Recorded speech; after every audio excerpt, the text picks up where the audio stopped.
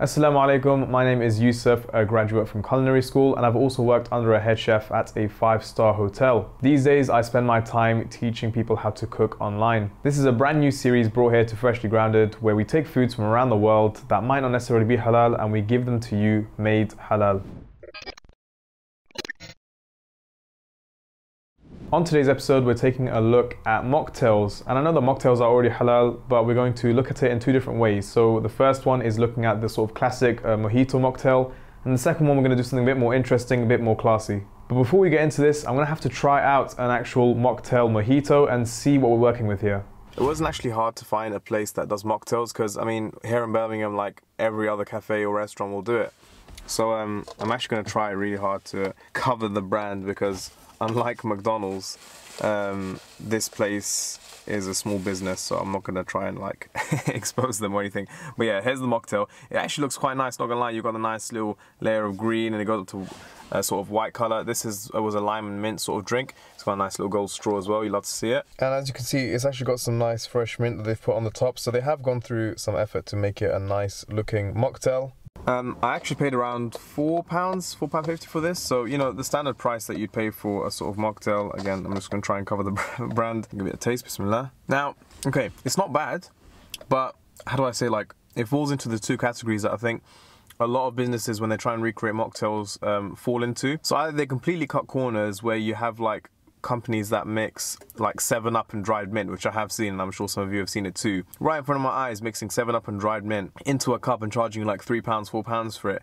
Then you have the other side, which is unfortunately what this sort of falls into, which is like slightly overkill, where they try and achieve so many flavors that they put like lots of syrups and stuff like that in it. So this is it's not bad, it's nice, but it's very sweet. It's got like a lot of like lime syrup and mint sort of flavorings inside it and stuff like that, which I think kind of goes against it. I think with a good mocktail, you really want to try and achieve the nice balance of flavor. So I'd like a little bit of bitterness to it, but that nice fresh mint flavor going through. Okay, so don't get me wrong, this is quite nice and I will finish it. But yeah, it just goes to show that like I think we can make something a bit more complex, and I think that's what I'm going to try and show you in these two next drinks I make, is that using a few simple ingredients we can try and achieve that level of complexity. We don't need to use anything artificial like syrup or anything like that inside it, right?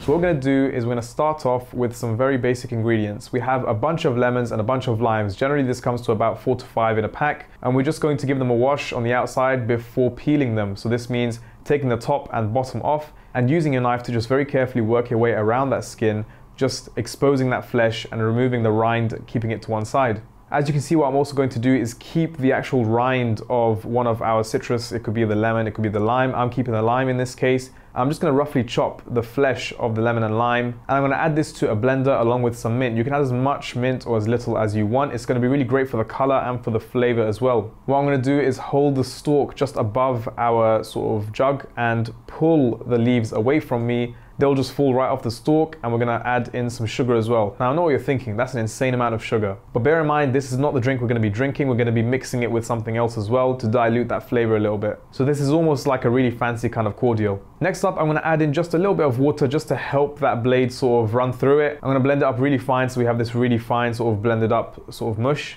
I'm going to pass it through a sieve, and now this is going to allow all that beautiful green color from the mint to come through. And to serve this up, we're going to keep it really nice and simple. I'm going to take a wedge of lime and line the outside of my glass before pressing it down on a plate of some sugar. This is going to create a really nice frosted effect on the rim of the glass. And then, not to waste the lime, we're going to squeeze that into the bottom of the glass, dropping that wedge in along with some ice and some fresh mint. And I'm going to fill the glass about 1/3 high with our sort of cordial kind of concentrated lemon, lime and mint mixture. And we're going to fill it right to the top with some sparkling chilled tonic water. This is going to create some fizz, and it's also going to dilute those flavors so it's not incredibly sweet. And by the end of it, you should have those really pure flavors coming through: the lemon, the lime and the mint. We've not used anything artificial. It's been super simple. And that is a classic mojito mocktail. Yeah. So the thing with this is that you have those classic flavors that you want with a mojito mocktail. You've got the lemon, the lime, the mint, but it's not overbearing. It's got that natural flavor, which is what you want. It still has some complexity without sort of overcomplicating it or anything like that. We've just used pure natural ingredients in flavoring this, and then just topped it off with that tonic water. And for me, this is a perfect, simple, classic mocktail as it should be. Okay, so that's the classic mojito mocktail out the way. Now, if you're coming here looking for something a bit more classy, we're gonna make it right now. So one thing which I really feel like a lot of mocktails are missing is that level of complexity and sort of layers of flavor. This is what we're gonna achieve here. So what I've got here to start is 10 juniper berries. Now, juniper berries are quite accessible. You can find them in almost every supermarket. They're not something that we commonly use in our day-to-day cooking, but they have a really unique, interesting, sharp flavor. And what I'm gonna do is just with a knife roughly just split them in half to expose the inside, and that way we can get the maximum flavor out of them. Alongside this, I've got 1 clove. Now I know what you're thinking, cloves are meant to go in rice. What on earth are you doing putting them in a drink? Well, cloves have a natural sort of smoky, woody, kind of heated flavor, and this is gonna add that layer of complexity. We wanna try and layer our flavors, creating that nice depth to our drink. Lastly, I've got about half a bunch or about 5 or 6 sprigs of rosemary. I'm just gonna crush them in my hand to release some of that natural oil, and those are our spices that we're gonna prep. Now we're going to actually steep them in something called a simple syrup or a stock syrup. The clue is in the name. It's so simple to make. All it is equal parts of sugar and water. In this case, I've got about 200 grams of sugar. You don't need to measure the water, just pour it until it's covering the sugar, but you can put 200 mils of water in, of course.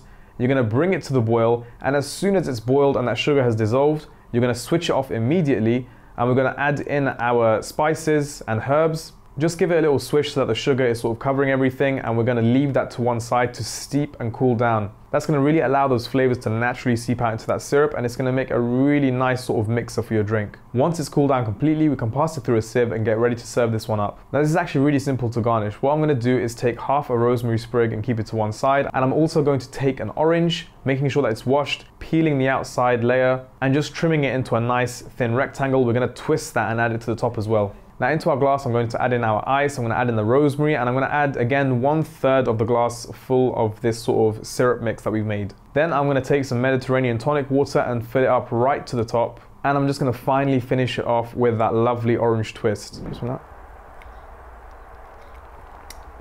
Yeah, see that's just a different level. I guarantee if anyone recreates this, like, it'll be different to any drink you've tasted. And if you're looking for that drink that's really going to accentuate a really classy meal, you don't want to go with something too simple, this is your drink. It's got complexity, it's got these notes of like savoriness, it's just perfect, and I think this is more of the sort of classier kind of drink that you might be looking for.